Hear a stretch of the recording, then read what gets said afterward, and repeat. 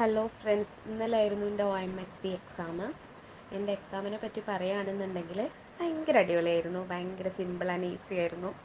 എനിക്കങ്ങനെയാണ് feel ചെയ്തത്. Crash കോഴ്സിൽ പഠിച്ച അതേ ക്വസ്റ്റ്യൻസ് തന്നെയായിരുന്നു എനിക്ക് വന്നത്. അതും ഡയറക്റ്റായിട്ട് ആണ് എനിക്ക് ക്വസ്റ്റ്യൻസൊക്കെ ചോദിച്ചിട്ടുള്ളത്.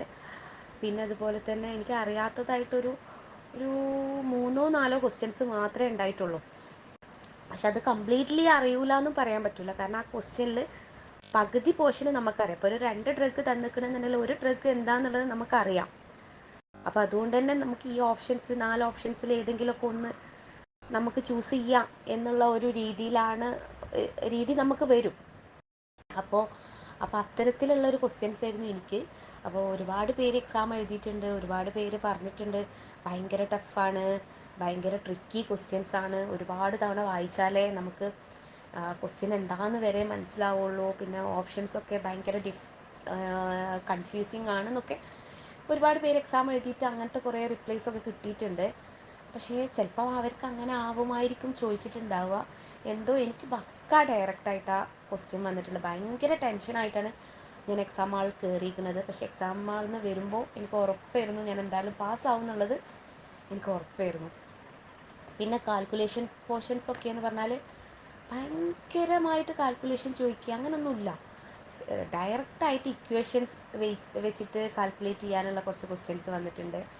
പിന്നെ നമ്മളെ ടി പി എൻ അധികം വന്നിട്ടില്ല, എന്നാലും ഒന്നോ രണ്ടോ ക്വസ്റ്റ്യൻസൊക്കെ. അപ്പോൾ ഒക്കെ ഭയങ്കര സിമ്പിളായിരുന്നു.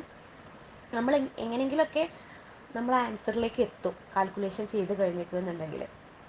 അപ്പോൾ എനിക്കിപ്പോൾ ഇനി എക്സാം എഴുതാൻ പോകുന്നവരോട് ഒന്നേ പറയാനുള്ളൂ, ടെൻഷനൊന്നും കരുതണ്ട. ഇൻറ്റൻസീവ് ക്രാഷ് കോഴ്സ് നല്ല പോലെ തറോലി പഠിച്ചിട്ട് പോയിട്ട് എക്സാം എഴുതുക.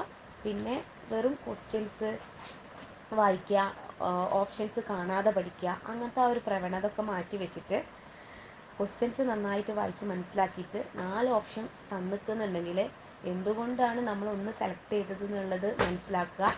ബാക്കിയുള്ളത് എന്തുകൊണ്ട് വന്നില്ല എന്നുള്ളതും കൂടി മനസ്സിലാക്കുകയാണെന്നുണ്ടെങ്കിൽ അത് നല്ലതായിരിക്കും. അപ്പോൾ ഞാൻ അങ്ങനെ പഠിച്ചിട്ടാണ് പോയിട്ട് എക്സാം എഴുതിയിട്ടുള്ളത്. അതുകൊണ്ട് തന്നെ എനിക്ക് ഭയങ്കര യൂസ്ഫുള്ളായി തോന്നിയിട്ടുണ്ട്. പിന്നെ ഒരു കാര്യം എന്ന് വെച്ചാൽ, ഒരുപാട് വലിച്ചു വാരി പഠിക്കുന്നതിനേക്കാളും നല്ലത് കുറച്ച് പഠിക്കുകയാണെങ്കിലും അത് നല്ല അടിപൊളിയായിട്ട് A to Z വരെ പഠിച്ചു പോവാം. അതാണ് നല്ലത്. പിന്നെ എന്താ പറയുക, മാക്സിമം റിവൈസ് ചെയ്തുകൊണ്ടിരിക്കുക. മാക്സിമം എത്രത്തോളം നമുക്കിപ്പോൾ പഠിച്ച ക്വസ്റ്റ്യൻസ് എക്സാം ആവുമ്പോഴും എത്രത്തോളം റിവൈസ് ചെയ്യാൻ പറ്റുമോ അത്രത്തോളം റിവൈസ് ചെയ്യാം. അപ്പോൾ ഞാൻ നന്നായിട്ട് റിവൈസ് ചെയ്തതുകൊണ്ട് തന്നെ എനിക്ക് ഭയങ്കര യൂസ്ഫുള്ളായി തോന്നിയിട്ടുണ്ട്. പിന്നെ എന്താ പറയുക, പിന്നെ നമ്മളെ മെൻറ്റേഴ്സ് ഒരു രക്ഷയില്ല. കൃപ മാമിൻ്റെ ക്രാഷ് കോഴ്സാണ് ഞാൻ ഫോളോ ചെയ്തിരുന്നത്.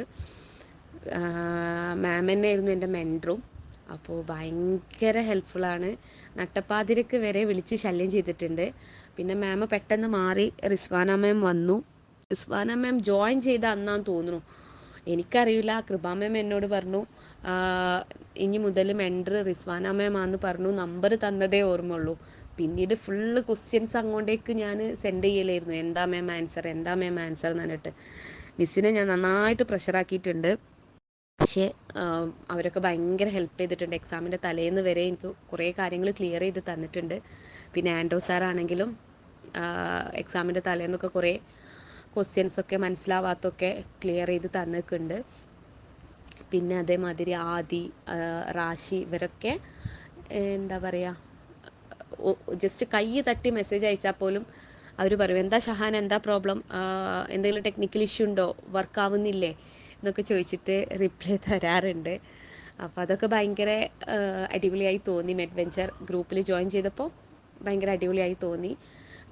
പിന്നെ ഒരു കാര്യം പറയാനുള്ളത്, ഫ്രണ്ട്സ് എത്രത്തോളം കമ്പയർ ചെയ്ത് പഠിക്കാൻ പറ്റുമോ അത്രത്തോളം കമ്പയർ ചെയ്ത് പഠിക്കാം.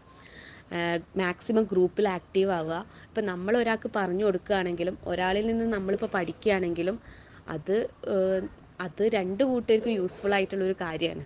അപ്പോൾ മാക്സിമം എല്ലാവരും ഗ്രൂപ്പിൽ ആക്റ്റീവ് ചെയ്ത് ഡൗട്ടും കാര്യങ്ങളും ക്ലിയർ ചെയ്ത് പോകുന്നതാവും നല്ലത് എന്നാണ് എൻ്റെ ഒരു ഒപ്പീനിയന്. പിന്നെ മെൻറ്റേഴ്സിനോടാണെങ്കിലും ഇനിയിപ്പോൾ ഗ്രൂപ്പിലെ മെമ്പേഴ്സിനോടാണെങ്കിലൊക്കെ സംസാരിക്കാനും മടി കാണിക്കാതെ ഇൻട്രാക്ട് ചെയ്യാൻ നോക്കുക. നമ്മളെ എക്സാം പാസ്സാവാൻ ഈ ഇൻട്രാക്ഷന് ഭയങ്കരമായിട്ട് ഹെൽപ്പ് ചെയ്യുന്നുണ്ട്.